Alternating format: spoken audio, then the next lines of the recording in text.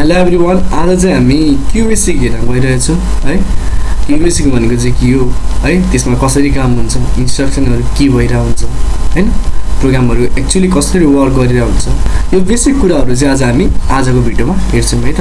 ल म चाहिँ यो पावर पोइन्टबाट देखाउँछु। पावर पोइन्ट खोलेँ मैले सरी। Introduction to क्यूबेसिक।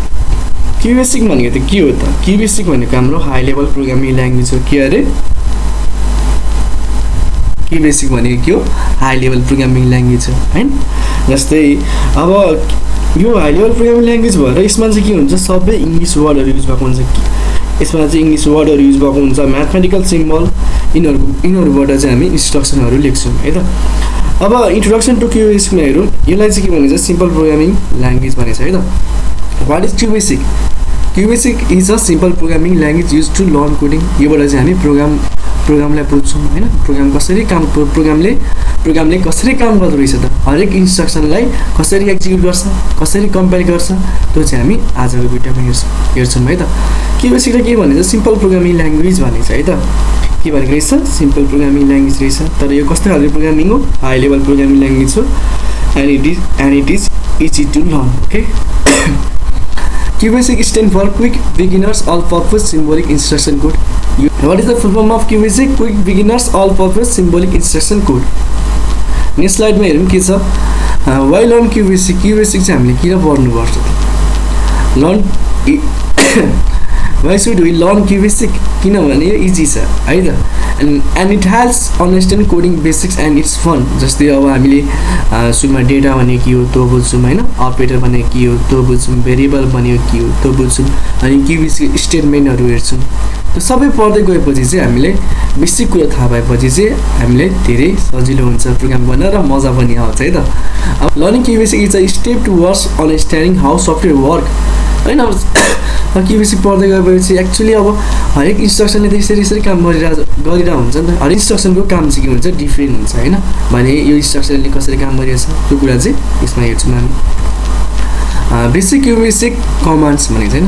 अब क्यूबेसिकको बेसिक कमान्ड्सहरू हेरौँ। यहाँ स्टेटमेन्टहरू है।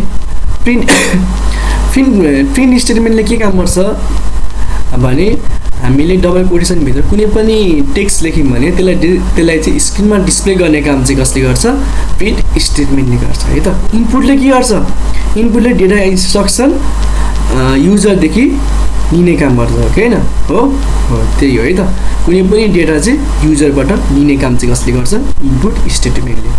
सिएलएसले के गर्छ, हाम्रो त प्रिभियस आउटपुटलाई स्क्रिनमा क्लियर गर्ने काम गर्छ, र इन्टले के गर्छ, प्रोग्रामलाई इन गर्ने काम चाहिँ कसले गर्छ, इन स्टेटमेन्टले गर्छ है त।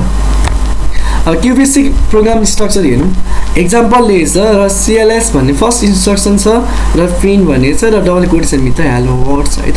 अघि भर्खर पनि मैले के भने, प्रिन्टले के गर्छ, स्क्रिनमा आउटपुट डिस्प्ले गर्ने काम गर्छ भने यसको आउटपुट चाहिँ के आउँछ त, हेलो वर्ड चाहिँ यसको के हो, आउटपुट हो। के गर्छ, यसलाई क्लियर गर्ने काम गर्छ भने प्रिन्टले के गर्छ, डिस्प्ले देखाउने काम गर्छ, र इनले के गर्छ, प्रोग्रामलाई इन गर्ने काम छ। यही भएर प्रोग्राम चाहिँ गरौँ है त।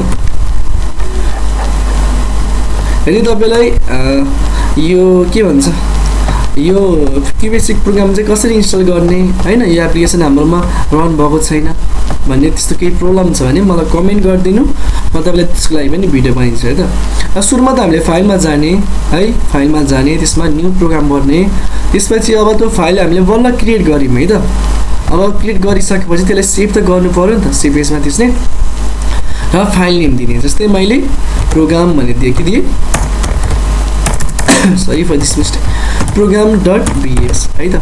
अब हेर, मैले प्रोग्राम चाहिँ मैले के दिएको, मैले फाइलको नेम दिएको .bs चाहिँ अब लेख्नै पर्छ। किन लेख्नुपर्छ भने, प्रोग्राम नेमको पछाडि के लेख्नुपर्छ, .bs लेख्नुपर्छ। इट इज कम्पलसरी, किनभने यो क्यूबेसिकको एक्सटेन्सन फाइल नेम। अब प्रोग्रामको ठाउँमा मैले हरि भनेर लेख्न नि त पाएँ नि त, यो प्रोग्राम नेमको जी लेख्दा पनि भयो त। अब इन्टर गर्ने।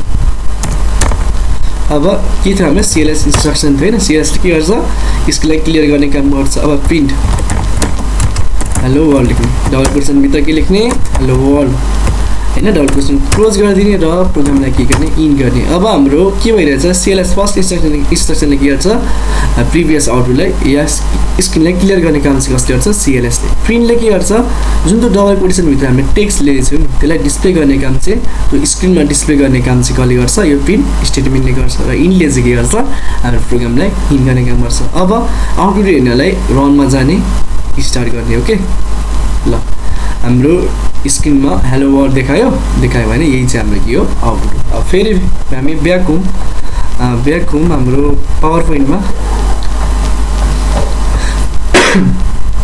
नेक्स्ट स्लाइडमा के छ मेकिङ योर फर्स्ट क्यूबेसिक प्रोग्राम अहिले भर्खर हामीले यो गर्यौं हैन अब इनपुट लिएर चाहिँ हामी नेक्स्ट भिडियोमा गर्नुपर्छ है र यसै गरी आजको लागि यति नै I hope you understand this video thank you for today